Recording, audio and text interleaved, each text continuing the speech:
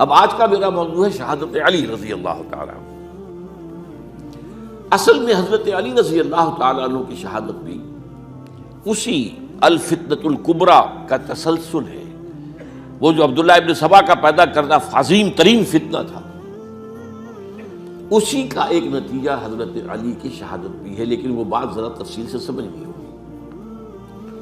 اور اس کے لیے میں ممنون احسان ہوں، حال ہی میں ایک کتاب چھپی ہے، ڈاکٹر سید رضوان علی ندوی، وہ محقق ہیں تاریخ کے، انہوں نے بڑی تاریخی تحقیق کے بعد جو باتیں بیان کی ہیں وہ میں آپ کے سامنے رکھ رہا ہوں۔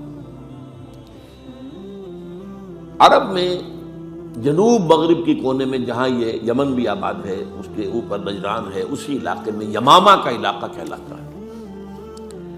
یہاں ایک قبیلہ آباد تھا، بنو تمیم۔ یہ جو لوگ تھے بڑے کرخت مزاج، جنگجو، اکھڑ، ضدی، اور جس بات کو ایک دفعہ مان لے اس پر اڑ جانے والے اور مر مٹنے والے۔ یہیں سے فتنہ پہلا اٹھا تھا۔ سب سے بڑا جو نئے جھوٹے نبی کھڑے ہوئے تھے ان میں سب سے بڑا تو مسیلمہ کذاب تھا، یہی تو علاقہ تھا۔ اور اس کے خلاف اس فتنے کی سرکوبی میں کتنے صحابہ، 1200 صحابہ ایک جنگ کے اندر شہید ہوئے، جن میں 500 جو ہیں وہ حفاظ تھے رضی اللہ تعالیٰ عنہ۔ تو یہ لوگ جو یہ تھے بڑے زوردار تھے۔ اس قبیلے کے بارے میں حضرت عمر رضی اللہ تعالیٰ عنہ نے ایک بڑی عجیب حکمت عملی اختیار کی۔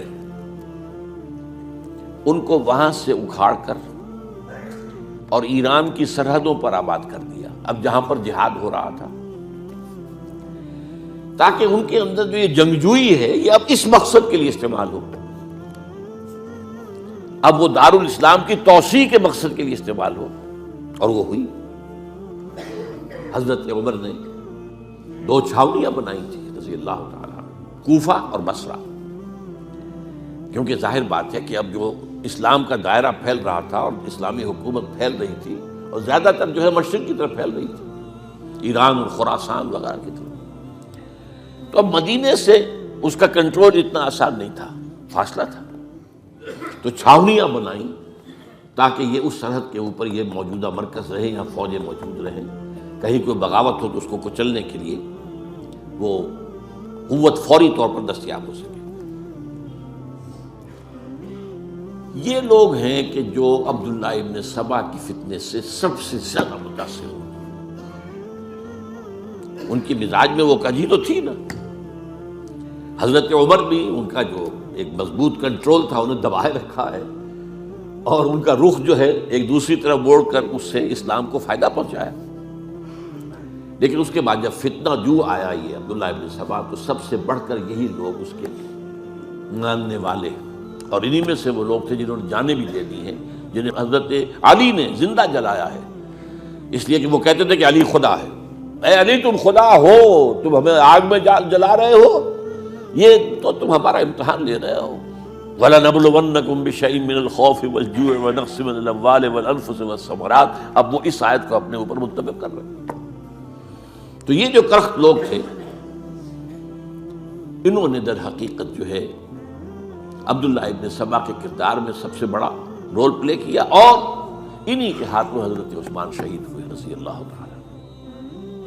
اور اس کے بعد انہوں نے حضرت علی رضی اللہ تعالیٰ عنہ کو اپنے گھیرے میں لے لیا، کیونکہ انہی کی کثیر تعداد موجود تھی مدینے میں جب حضرت عثمان شہید ہوئے۔ اس کے بعد اب ظاہر بات ہے کہ کوئی نہ کوئی تو خلیفہ ہونا چاہیے تھا۔ حضرت طلحہ سے کہا گیا، انہوں نے معذرت کر لی، حضرت زبیر سے کہا گیا، انہوں نے معذرت کر لی۔ اب ظاہر بات ہے کہ حضرت علی آخر امت کو چھوڑا تو نہیں جا سکتا تھا بغیر امام کے، انہوں نے قبول کر لیا، اگرچہ حضرت حسن روکتے رہے کہ ابا جان یہ ان لوگوں کی بیعت جو ہے آپ قبول نہ کیجیے۔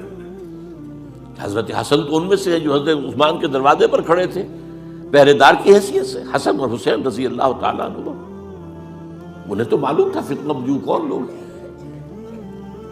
اس کے بعد حضرت علی رضی اللہ تعالیٰ عنہ نے اسی حکمت سے، جس حکمت کے تحت حضرت عمر نے یہ چھاونیاں آباد کی تھیں، دارالخلافہ بھی مدینے سے کوفہ منتقل کر دیا تاکہ پورے عالم اسلام کو کنٹرول کیا جا سکے اس مرکز کے ساتھ۔ اس کا نتیجہ یہ نکلا کہ اب گویا کہ حضرت علی کے گرد ان لوگوں کا گھیراؤ مکمل. کوفے میں یہی تو آباد تھے, کوفی یہی تو تھے. حضرت عمر نے انہیں لا کے یہاں آباد کیا تھا. جب حضرت علی نے کوفے کو اپنا دارالخلافہ قرار دیا تو گویا کہ ان کا پھر عمل دخل بہت بڑھ گیا. ایک طریقے سے یوں کہا جا سکتا ہے کہ انہوں نے اب حضرت علی رضی اللہ تعالیٰ عنہ کو اپنے محاصرے میں لے لیا. چنانچہ جنگ جمل کے موقع پر یہ ہوا ہے کہ صلح ہو گئی تھی. حضرت عائشہ رضی اللہ تعالیٰ عنہ کے جو نمائندے تھے اور ادھر سے حضرت علی, صلح ہو گئی تھی. طے ہو گیا تھا کہ ہاں قاتلین عثمان کو جو ہے ان کو سزا دی جائے گی, قصاص لیا جائے گا حضرت عثمان کی قتل کا. لیکن ان لوگوں نے 10,000 آدمی کھڑے ہو گئے کوفے کے اندر, ہم سب قاتل ہیں عثمان کے, لوگ قصاص ہم سے اگر لے سکتے ہو. جس کے نتیجے میں اور انہوں نے جنگ شروع کر دی. اور جب جنگ شروع ہو جائے تو پھر اس کے بعد تو کوئی نہیں دیکھ سکتا کیوں شروع ہوئی, کیسے شروع ہوئی, کس نے شروع کی. اب تو یا مارو یا مرو, دو ہی باتیں ہوتی ہیں. 10,000 مسلمان ایک رات میں شہید ہوئے جنگ جمل. اب اس کے بعد حضرت علی رضی اللہ تعالیٰ عنہ کی خلافت جو ہے حضرت امیر معاویہ نے ماننے سے انکار کر دیا. جب تک قاتلین عثمان کو سزا نہیں دیتے ہم بیعت نہیں کریں گے. یہ نہیں کہ دعویٰ کیا ہو کہ میں خلافت کا حقدار ہوں, یہ نہیں, لیکن یہ کہ آپ کو ان کو سزا دینی چاہیے. اب یہ تھا وہ مخمصہ جس میں حضرت علی رضی اللہ تعالیٰ عنہ وہ فرماتے تھے کہ میرا ساتھ دو تو میں ان قاتلین عثمان سے سزا جو ہے ان کو سزا دے سکوں. ادھر انہیں پتا تھا کہ میں سرنڈر کرتا ہوں تو مجھے علی تک تو پہنچنے کوئی نہیں دے گا, راستے میں ختم کر دیں گے رضی اللہ تعالیٰ عنہ. تو یہ پیچ تھا ایک جو ایسا پڑا ہے. اب اس میں جب حضرت معاویہ اور حضرت علی کے مابین فیصلہ کن جنگ ہوئی, جنگ صفین جسے کہتے ہیں, جس میں 70,000 مسلمان ایک دوسرے کی تلواروں, تیروں, نیزوں سے قتل ہوئے. اس موقع پر حضرت معاویہ کی طرف سے ایک آفر آئی. قرآن مجید کو نیزے پر اٹھا کر لوگوں نے کہا کہ یہ خونریزی بند کر دو, ہم قرآن کا فیصلہ ماننے کو تیار ہیں. حضرت علی دیکھ رہے تھے کہ یہ اصل میں میری فتح کو شکست سے بدلنے کا پروگرام ہے. تقریباً فتح میری ہو چکی ہے, لیکن یہ جو طبقہ تھا یہ انہوں نے کہا نہیں, بڑی ٹھیک بات کہہ رہے ہیں وہ, مانیے ان کی بات, جنگ بند کی. انہوں نے ہی یہی لوگ تھے جنہوں نے مجبور کیا حضرت علی کو کہ وہ تحکیم پر رضامند ہو جائے.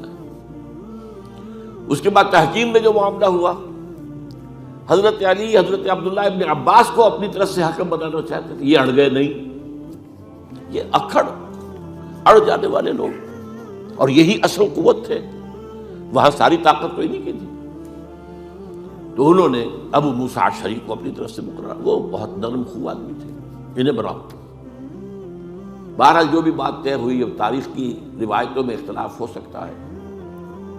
کہا یہ جاتا ہے کہ طے تو یہ ہوا تھا حکمین کے مابین, ادھر سے ابو موسیٰ اشعری, ادھر سے عمرو بن العاص رضی اللہ تعالی عنہ, کہ آپ اپنے جو کلائنٹ ہیں حضرت علی آپ انہیں معزول کر دیجئے, میں معاویہ کو معزول کر دیتا ہوں. پھر جو ہے مسلمان فیصلہ کر لیں کسی اور کی عبادت. انہوں نے کھڑے ہو کے کہہ دیا میں علی کو معزول کرتا ہوں, اور عمرو بن العاص نے کہا کہ میں معاویہ کو قائم کرتا ہوں. اب یہ ہے روایت, واللہ عالم اس میں کتنا سچ ہے کتنا جھوٹ ہے. میں کوئی مورخ نہیں ہوں, میں کوئی تاریخ کا محقق نہیں ہوں. اس کے بعد جو ہے اب یہ لوگ انہوں نے کہا کہ مانیے تحکیم کو, اور جب انہوں نے حضرت علی نے اس تحکیم کے فیصلے کو ماننے سے انکار کیا تو باقی ہو گئے. حضرت علی کو کافر قرار دیا, اور جا کر ایک جگہ پر حرورہ ایک جگہ تھی, وہاں پر جا کے جمع ہو گئے, جتھا بندی کی بہت بڑی طاقت پر وہاں کر. انہوں نے طے کیا کہ علی بھی کافر ہو گیا, معاویہ بھی کافر ہو گیا, عمرو بن العاص بھی کافر ہو گئے, سب کافر ہیں. حضرت علی کی طرف سے ایک گئے سفیر ان سے بات کرنے کے لیے, تو انہوں نے کہا تم ہی نے تو کہا تھا کہ تحکیم کو تسلیم کرو, کہ ہاں ہم نے گناہ کیا تھا, کفر کیا تھا، ہم توبہ کی ہم نے.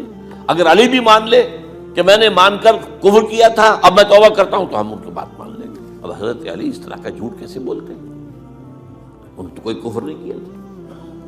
بہرحال انہوں نے پھر بھی نرمی برتی کہ دیکھو اگر تم کوئی خونریزی نہیں کرو گے، فساد نہیں مچاؤ گے، تو میں تمہیں کچھ نہیں کہوں گا.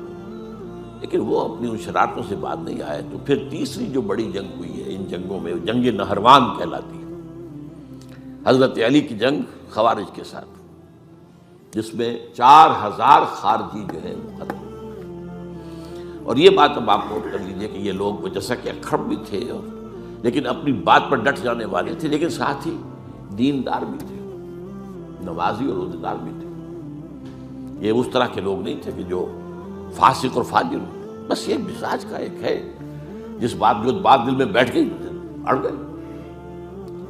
تو یہ اصل میں انہوں نے پھر فیصلہ کیا کہ اور تو ہمارے بس میں اب کچھ نہیں ہے، ان تینوں کو قتل کر دیا جائے، علی کو بھی اور معاویہ کو بھی اور عمرو بن العاص کو بھی.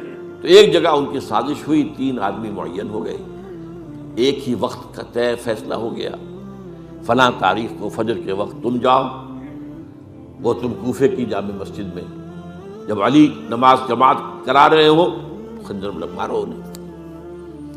اور یہ اس کا نام ابن ملجم تھا، خارجی، یہ وہی لوگ بنو تمیم کے لوگ. دوسرا جو تھا وہ دمشق میں حضرت معاویہ کو قتل کرنے شہید کرنے کے لیے پہنچ گیا. تیسرا مصر پہنچ گیا حضرت عمرو بن العاص کو. اب یہ بات اللہ کی طرف سے ہے، یہ تو اس کی مشیت ہے، اس کا فیصلہ ہے. حضرت علی پر وار کارگر ہوا، آپ شہید ہو گئے.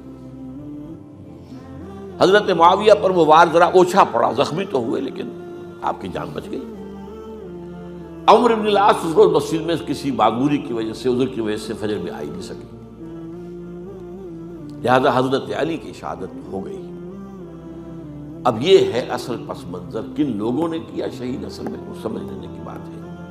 یہ خوارج نے شہید کیا، لیکن خوارج کا فتنہ سبائی فتنے ہی کا آف شوٹ ہے، اسی کے ذیل میں ہے، اسی کی ایک شاخ ہے، اسی کا ایک نتیجہ ہے.